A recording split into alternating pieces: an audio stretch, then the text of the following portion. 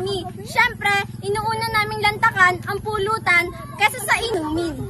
Totoo ba yun? Taga Mindoro kami.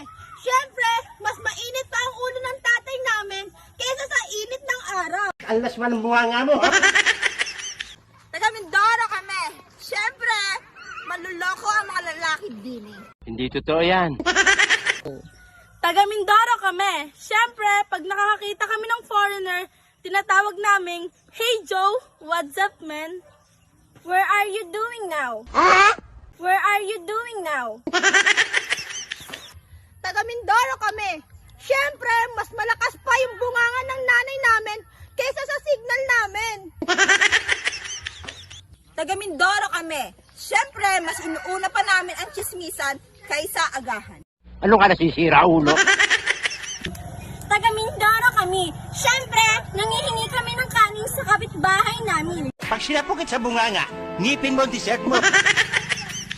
Taga Mindoro kami. Siyempre, di baling maubos ang yaman, wag lang ang yaba.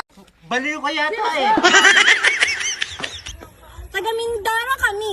Siyempre, inuuna namin ang daldalan kesa ang mag-aral. Madaldal ka eh. Taga Mindoro kami.